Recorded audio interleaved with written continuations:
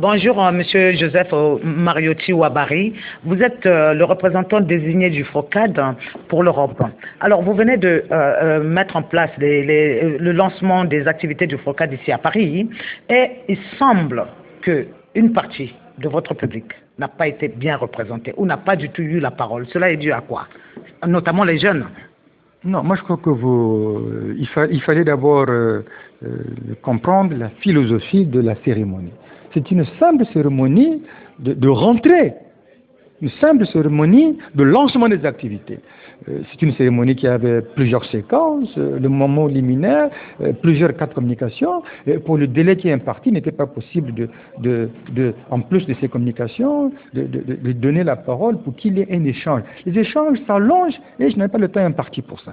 Mais nous avons le temps de nous organiser, de parler avec ceux qui voudront parler avec nous, de nous rapprocher d'eux pour qu'ils comprennent ce que nous voudrions faire, pour que nous créions aussi les conditions pour faire que les jeunes qui ne sont peut-être pas venus, ou bien qui dans la salle n'ont pas pu parler, comprennent ce que nous voudrions pour qu'ils s'amarrent au FROCAD. Mais pourquoi dans l'organisation, vous n'avez pas prévu de donner la parole à un jeune? C'est-à-dire, on a pu vous voir, vous et Mukwege, à la tribune. Oui. La jeunesse aurait voulu vous voir, vous ou Mukwege, et un jeune.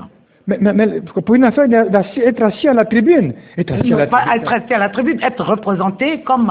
Mais celui qui a lu, Milébé a lu la déclaration sur l'accord, la déclaration de soutien entre l'IDC et le FROCAD. Mais il est jeune. Saneli Tambatamba qui a lu l'émission du FROCAD à l'extérieur. Mais c'est une dame qui est très jeune. Au Congo, Itoa, qui a lu le communiqué final.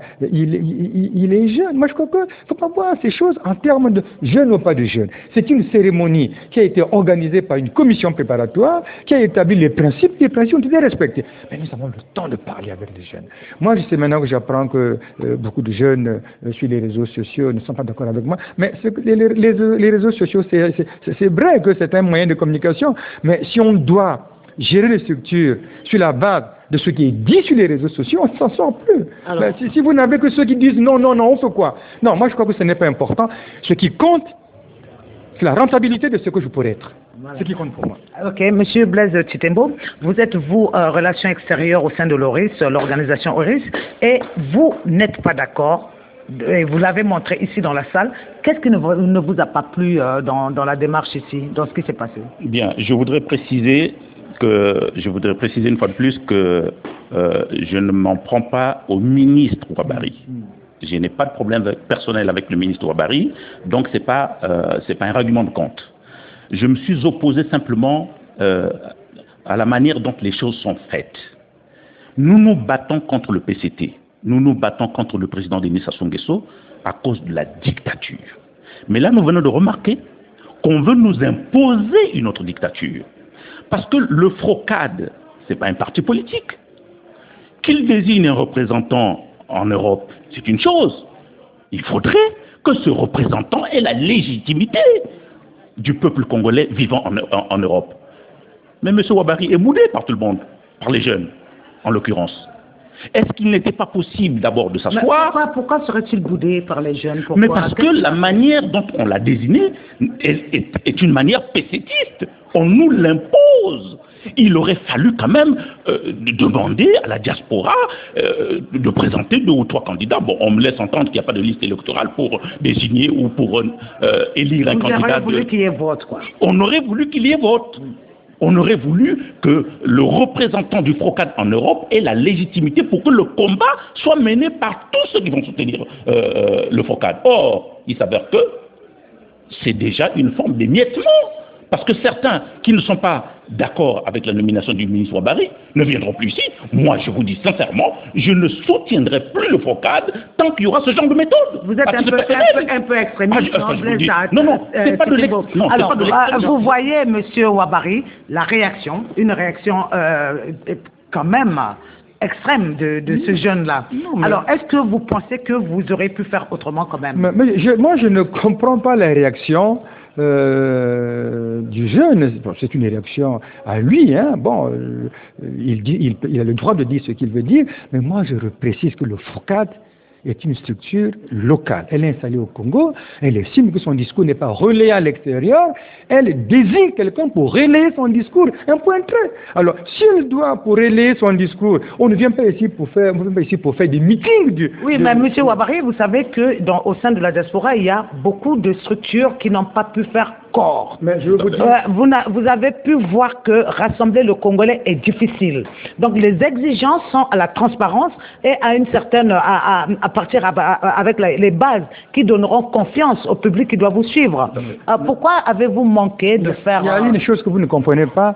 Ne sont membres du FROCAD en Europe, ici du moins en France, que Congo Asika, mon association, les assises, des personnalités comme Koukébéné et Satou Edouard qui ont signé, plus maintenant Oris. Alors, plus maintenant Oris ou Oris y était? Non, Oris y était depuis longtemps. Pour la gouverne, je vous dis que nous sommes en contact avec M. Pouelé depuis déjà 3 ou 4 mois. Quoi qu'il en soit, voyez, nous avons même participé au financement avec la plateforme Les Indignés de la République que nous avons montée il n'y a pas longtemps. Nous voulons que tous les indignés de la République soient derrière le FROCAD. Mais pour cela, il faut que les règles de démocratie s'appliquent. Il faut que celui qui nous conduit au niveau de l'extérieur soit la personne que nous aurions aimé qu'il soit là. Oui, mais, et non une personne qu'on nous imposerait. Vous avez vu assister à quelque chose la semaine dernière qui a opposé Guy Toukoulou et Sadio Kanté, et on a traité Sadio Kanté de vouloir diviser la diaspora ici en France. N'avez-vous pas peur d'être taxé de la même chose en opposant votre voix à la démarche du FROCAD ici en France? Je précise une fois de plus que ce n'est pas du tout personnel. Mon aîné ici présent n'a aucun problème avec moi. C'est la première fois qu'on se parle d'ailleurs. Donc, il n'y a pas de problème. Alors, au sujet de M. Guy Toukoulou, il y a juste eu un problème d'incompréhension. Un problème d'incompréhension. Parce qu'il a balancé une vidéo dans laquelle on tuait quelqu'un à bout portant, nous, en tant qu'Oris, et étant donné que les commentaires qui suivaient faisaient croire que c'était le général Oba, nous nous sommes dit, il faut qu'on porte plainte.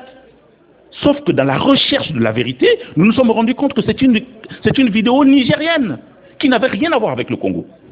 Donc on a demandé à M. Guy Toukoulou de s'expliquer. C'est ce qu'il a fait.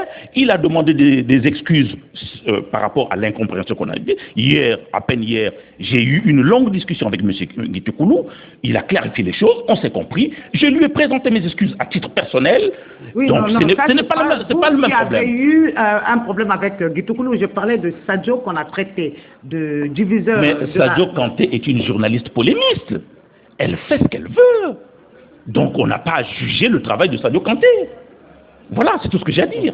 Moi, je voulais vous dire seulement que la représentation, quelle que soit la manière dont elle a été désignée, il faut qu'on la juge par sa manière de se rendre productive. On peut élire quelqu'un dans les formes les plus démocratiques qui soient, et puis élire un monsieur inutile. Il y a plein de gens comme ça qui sont élus dans les associations, à la tête des structures, et qui ne valent rien. Ils sont élus parce qu'il y a un peu de monde autour de lui, qu'il a pu aménager pour l'élire. Mais ce qui compte, c'est pas ça. Je crois que l'ennemi, c'est ça. L'adversaire, c'est ça. Lorsque, pour des raisons politiques majeures, on estime qu'un camarade peut remplir une mission, il vaut mieux même pas l'humilité, le regarder faire. Quitte à ce que 1 mois, 2 mois, 3 après, on estime que voilà, on avait raison, il ne vaut rien. Mais imaginez que dans les conditions où nous sommes aujourd'hui, ces jeunes qui estiment qu'il aurait fallu qu'une élection se fasse ici, je fasse bien. Est-ce que vous êtes sûr que si on désigne les jeunes, combien d'associations marchent à Paris? Dites-moi, moi je suis à Paris depuis longtemps. Mais justement, cette jeunesse propose aujourd'hui autre chose et veut participer pleinement au débat démocratique et peut-être aussi à cette alternance-là l'accompagner. Je vais justement donner la parole à un jeune, Blaise, qui va nous dire s'ils sont capables ou pas, si cette jeunesse est capable ou pas de participer ou de conduire quelque chose. Lorsque j'écoute mon aîné, le ministre Ouabary, je me rends compte que le pays ne va pas changer. Parce que, posez la question au ministre Ouabary, à quel moment ceux qui ont participé au PCT depuis 69 ont laissé la place aux jeunes? À quel moment? Ils ne veulent pas laisser leur place. La preuve, ils s'agrippent. Alors que c'est le moment d'avoir un nouveau souffle. Eux, on peut se servir de leur sagesse, de leur connaissance. Est-ce qu'il n'est pas possible de laisser la place aux jeunes? Est-ce qu'il est possible de laisser la place aux jeunes qui sont capables de faire? Mais de l'autre côté, on dit que la place, on ne la donne pas. C'est bancaire. Est-ce que vous êtes capable, vous jeunes, d'aller à la conquête de cette démocratie? Franchement, une fois de plus, le débat n'est pas générationnel. Hein? Je voudrais simplement revenir à l'essentiel. L'essentiel pour nous, c'est d'être derrière le FROCAD. Parce que c'est la structure qui peut nous permettre demain de combattre le système pécétiste. Or, ceux qui conduisent, ceux qui sont à la tête du FROCAD, doivent avoir toute la légitimité des Congolais qui veulent le changement. S'il y a un doute, je peux vous rassurer, Sassou Nguesso va rempiler pour 7 ans. Écoutez-moi, tout à l'heure, moi j'ai longuement parlé, je pensais entendre de M. Tshitemo. Ouabary, il a mal parlé, il ne pose pas les grands problèmes, sur l'alternance il ne dit rien, sur le changement de la constitution il ne dit rien, sur la succession il ne dit rien. Donc Ouabary se positionne en jeune souffle. Non, Ouabary se sentirait-il aussi jeune que quelqu'un de 30 ans? J'aurais voulu entendre, le FROCAD a nommé quelqu'un qui n'a pas la maîtrise de ce qu'il a dit, il n'est pas dans les préoccupations du FROCAD, mais il est même incapable de nous dévoiler ce qui s'est passé. Bon, si on estime que M. Ouabary, il est capable de faire quelque chose, laissez-le travailler et on verra. Faire le constat de ce qui se passe au Congo, tout le monde peut le faire. Non, tout le monde peut le faire. Le problème, c'est qu'est-ce que M. Ouabary a fait en étant membre des assises? Qu'est-ce que M. Ouabary a fait?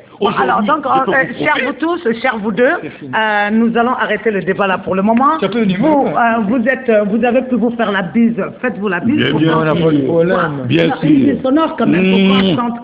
Non, mais je suis content d'avoir pris part. Comment on appelle qu'une altercation qui a commencé dans la salle a pu finir. Non, Ah oui, il n'y a rien. On est dans un milieu autorisé, on dit bien sûr. Moi à parler, mais rapidement, la représentation va se rapprocher de Doris, qui est membre du FROCAD. Très bien, merci beaucoup, monsieur le ministre. Et nous allons travailler ensemble. Je vous en prie, merci. Merci. Au revoir.